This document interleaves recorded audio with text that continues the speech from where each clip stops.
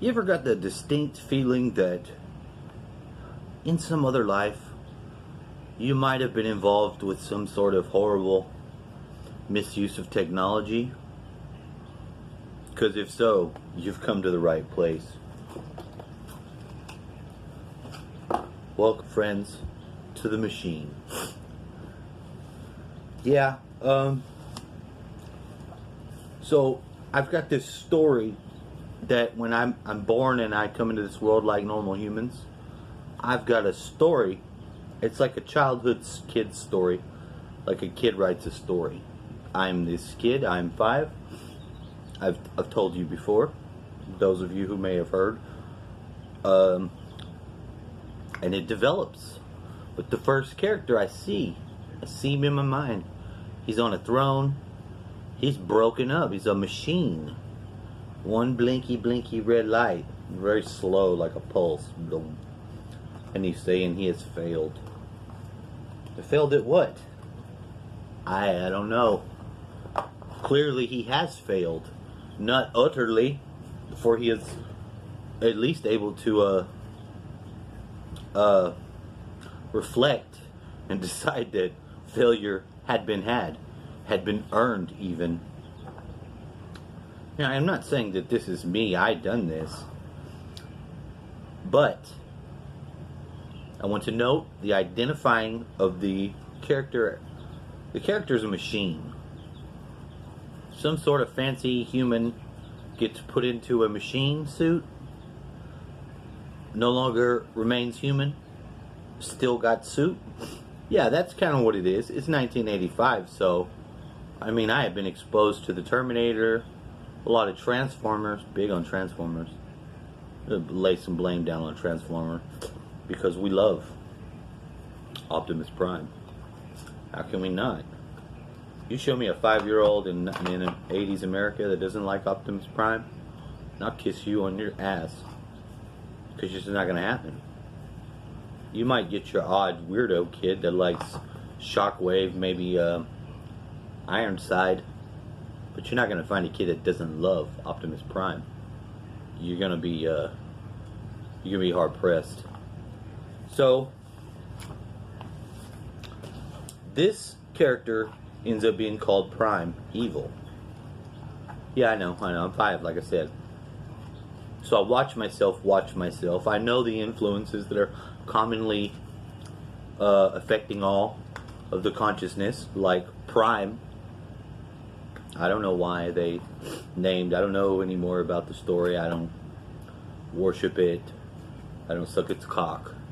I don't ask it for money. I just note it. But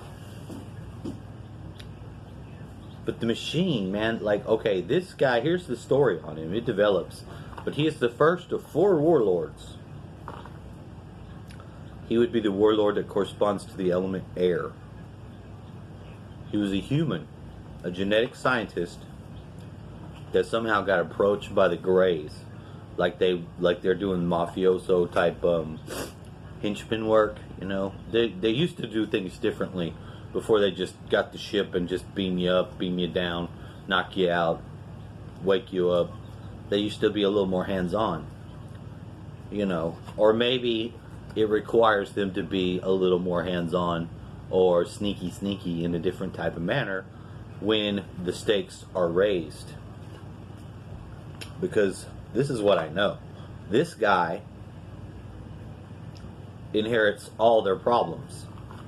And they explain it to him like this. They're like, look, we've traveled all the worlds. We know everything. We've been to the top, to the bottom, and there's nothing else we can do.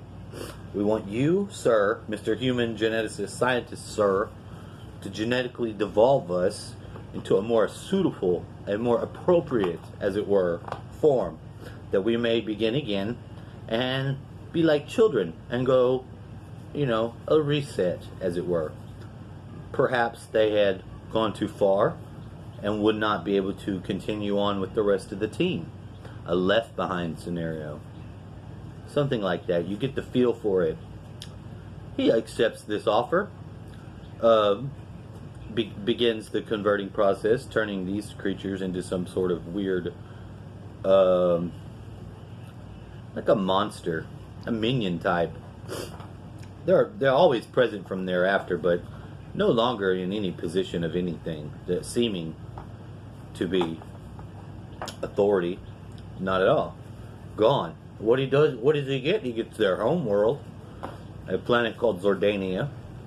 He gets all their technology, orbiting ships. He captures humans, and he's got like rows and rows. You just endless sea of cryogenically frozen, stolen people.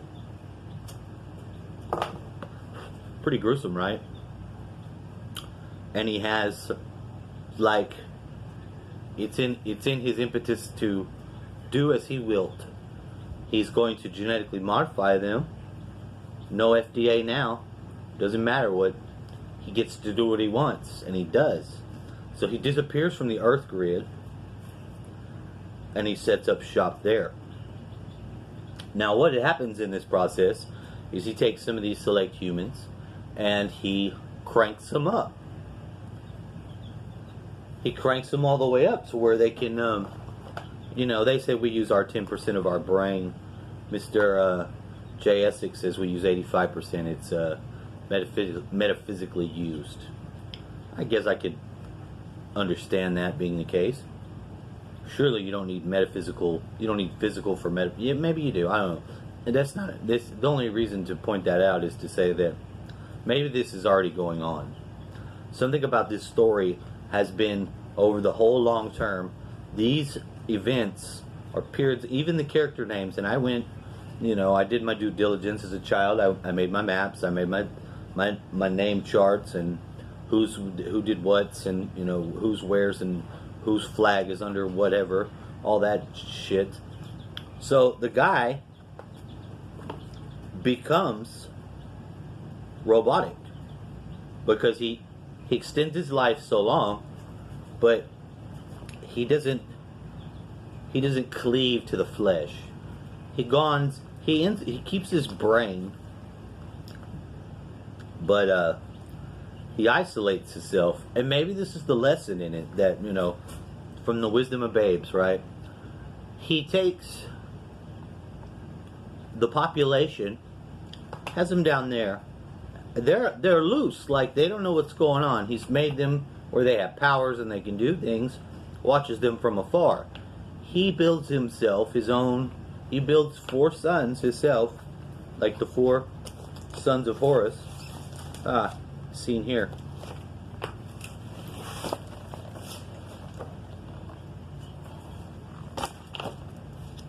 And even they are representative of the breaking down into 4 of the reality in its elemental parts.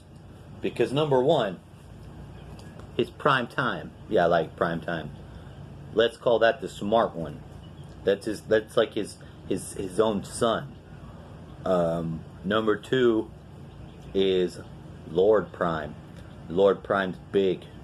He's like the hulking big motherfucker. The muscle. The other one he has is Prime Driller. I know it's a kid, remember. This guy's got drills instead of hands, and he just drills into the ground. Very sneaky. Good for certain things. And the last one to be born doesn't have legs. He floats around, but he's got these blades that come to like 1 atom, and like he can cut and like open portals in and out. Yeah, kind of steps on his makes the driller guy look like a fucking waste of time. Whatever, no, but so there's those guys. But he doesn't have any kids. He doesn't do the kids things. He sublimates. He has the humans in there, his kids, but over time there was conflicts, and I guess in the construct that he was laying out, some of these humans, genetically modified Syrian soldier, like the guy says, they kill some of his robots he gets triggered and wants to genocide, wants to kill all the humans. He's like, fuck them, I'm wiping them out. So he starts building armies, like really pumping out the bots. And then they start going in like, so now there's some type of horrible apocalypto world of stormtrooper fucking robot skeletons walking the earth, and the humans not knowing what the fuck's going on. They don't even know. They know they're not from here. They remember home, but it's so foggy in their mind, and they've been gone for a long time, because we're in this world. A day is like 1,000 years, and they had been gone, so it's like thousands of years since they were gone from Earth. They might have been on Earth and then one night took a drive and then disappeared and ended up in one of these freezer things. Happens to people every day. So, well, he's a robot. Now, in the further development of this, we come to a point where the Darkitect at 111. The Darkitect is the nanite version. They're on this world, whenever they call out, like how the Wanderers do the call of sorrow is answered, and the worlds are sold by souls that can bring energy and light and stuff like that. And I feel like this is a real thing. This is the Wanderer concept from the Law of One, where you get higher dimensional beings come down into the dense worlds to assist. Now, this happens, and then the world that they're on literally rolls over, makes a light and dark side, because the battle is so fierce that the light side, the people are trying to escape into the light, and the light becomes the refuge that the other ones can't go.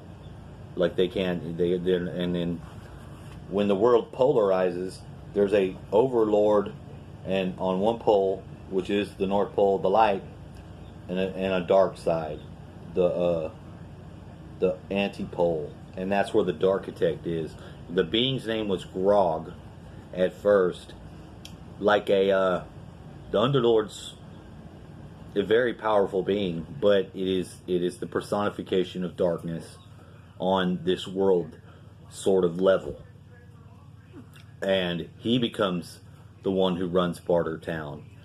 He somehow gets involved into the nanite. Like, imagine a nanite inside of a body. Imagine if a nanite could imitate the host on the micro scale. Something like that happens, and the Darkitect sets that up, because there's still the brain in this guy, and he's going to lose it, and he's going to be full robot. He's never going to escape that he had made this choice, and he's always going to be holding down the air for that. I think in this story is the story of Lucifer, but I think it's the technology, and I sense it very strongly. I just want to put that out there.